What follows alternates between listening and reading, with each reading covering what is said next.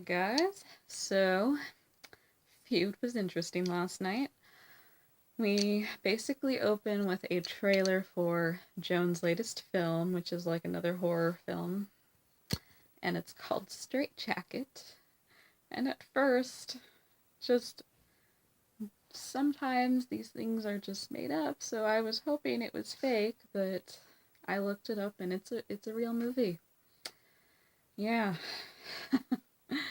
I really had some ideas back then. So Joan is promoting this film at an event, and she clearly looks very unhappy doing it. She feels like she's kind of become a joke, and she's not crazy about the genre that she's become a part of. And they actually learn that this genre is called, like, hagsploitation, which I've never heard that word, and I'm glad it did not become a thing, because it's really kind of a messed up explanation behind it, which I will get to. But yeah, Joan's very unhappy about it, and she's clearly upset, and she argues with Mamacita, and at one point she throws something at Mamacita, which we've never seen her do, and Mamacita threatens her, like, if you do that again, I am going to leave. So, things are getting rough between them, which I actually didn't think I'd see. Yeah, she fights with everybody. Anyway, we learn that Jack Warner wants to do another film like Whatever Happened to Baby Jane. And this film is called Whatever Happened to Cousin Charlotte, which doesn't have the same ring to it. Anyway, so yeah, he wants to do that film, and Aldrich is set to direct, and Aldrich isn't really crazy about the ideas that Jack Warner has, because Jack Warner wants to bring Bette Davis and Joan Crawford together again, which he has not learned from the past experience that is not a good idea.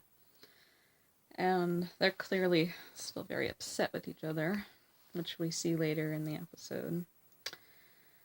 But Robert Aldrich is having his own issues. Like, he really did not like that movie that he had to do with Sinatra, and he even broke all the Sinatra records that his wife has. So yeah, he's not keen on doing that kind of thing again, and he's hoping with this new movie he'll get to work on it with his family being a part of it, but the wife still feels like she's not really a part of his world, his life. She feels like her life's kind of been derailed, and it does happen, which is really a shame. So that marriage kind of ended up going south in this episode. She wanted a divorce, and she didn't go to work on the project with him, which does upset him a lot, because he does care about his wife. He made a lot of mistakes, like he even slept with Bette Davis, which, not a good thing. Anyway, so to get back to the movie, so they're trying to make that happen, and at one point, he goes to Joan and Bette, like, separately. They can't be in a room together yet. And he's trying to convince them to do the picture with each other. And I love the back and forth that they do here. It's really well done. And Bette Davis is like, I want control over the creative decisions. And Aldrich is laughing at that, like, haha, you're kidding, right? But then he sees that she's serious. There's your female power right there.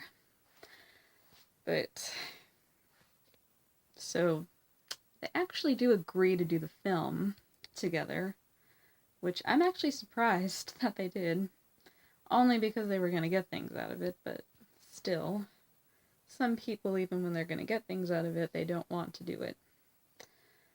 But they are strong-willed, and they are willing to put up with each other at first.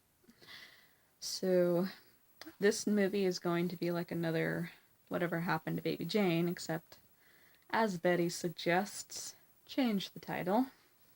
And change the title they did. It eventually became Hush, Hush, Sweet Charlotte, which had a... I like that they didn't copy the title from Whatever Happened to Baby Jane. I think it was kind of meant to be like a sequel, but the story's not really related, so I don't know what they thought.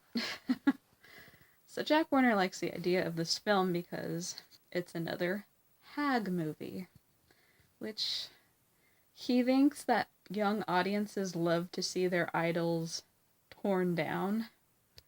Like, they like to see them degrade themselves, which that's a really awful thing to want, and for Hollywood to want to make. Because you really should focus on something creative, not something degrading and nasty towards people that have worked so hard in their careers. So I'm really glad that that whole era didn't really last too long. But Jack Warner ends up not being a part of the film because Aldrich goes to Zanuck, who I think was the head of Paramount. Don't take my word for that, I'm not positive, but I'm pretty sure he was the head of Paramount. He was the head of a studio, and Aldrich took the project to him, and he was willing to make the film. So Warner is out, which I'm really glad because he is just the worst. I really don't like him, and it's really a shame to know that he was like this in real life. One thing about the show, it does really paint an ugly picture for a lot of people. Not just Bette and Joan's feud, but everybody almost. Like, almost everybody had their nasty thing about them, and they had awful motivations, or just their behaviors were just out of control, and it's just unbelievable to learn this. And I know it exists, but it's still, like, never fun to have that confirmed. All the Hollywood drama. So anyway, back to the story. So what happens is they're gonna start production on the film, but first they're gonna have a reading. And this is where Joan and Bette see each other for the first time since the Oscars, which Bette pointed out earlier that Anne Bancroft never really got her Oscar, because Joan has it. So that actually confirmed my curiosity from last episode. And there's really a lot of tension between them, but Joan kind of wants to mend things between them, which, you know, it's never really fully a mending process with her. She gives her a gift, which is a set of matches, and Betty's like, "Can I use them to set you on fire?" Which, thankfully, she did not, but you never know what could happen. But basically they try to form a truce, which is it's really not going to happen, you know. So they do the reading, and there's all these things that Bette is not comfortable with in the script, and she's really trying to take over, like, the process of making the film, which may be a good thing, since some of it was kind of not written so well, and Joan was more concerned with the syntax of the script. So, anyway. They eventually get to filming the film in Baton Rouge, which is in the South. I can't remember if it's Tennessee, maybe? No. I can't think. Anyway, if you guys know where that is, please let me know. Anyway, so they are filming, and this is where Bette sees that Aldrich is upset about his wife leaving him, and it just feels like this whole movie is a reminder of his failure and marriage and everything. But Betty's really trying to comfort him. And at first I was hoping it was like a friend thing, but later when Joan is trying to call Aldrich from her hotel room, we hear Betty in the background, so yeah, I don't know if they're having another affair or what, but so much going on. So yeah, Betty is really struggling, trying to maintain control with the film, but Joan actually struggles the most in this episode. We actually see her confront her brother after Hedda Hopper comes to her, not really about her weakness, which was a heart attack, but she wants Joan to admit to a story that she's heard, which, don't take my word for this either, I think it was like a movie that Joan made when she was young and it wasn't really a good one or something like that. And her brother had something to do with it, or he has it. So Joan doesn't like being threatened with that, and she goes to confront her brother, who at first reminded me of Norman Bates, just because. But anyway, their relationship is just very, even more tension-filled, and we don't really know what happened between them until later, like, it was just kind of like a really bad relationship, because it was like one sibling being favored over the other, and that does tend to put a problem in that kind of relationship. So glad I didn't have siblings. Sorry to those who did. I'm sorry. Hopefully you guys have good relationships. Anyway, sorry I'm getting off track. So yeah, they have a bad relationship, and at one point Joan is trying to give him money, and she wants him not to tell people the story about the movie she did. And he doesn't really want to make her happy. He doesn't want to help her. And he's going into surgery, so that's the last she sees him. Then Mamacita tells her that her brother died in surgery. And Joan, I wasn't sure if she was relieved or sad at first, but she makes a phone call telling them to stop the check that she wrote to her brother. And Joan just doesn't seem very sympathetic towards what just happened. And Mamacita points out sometimes you don't really process all the emotions at first.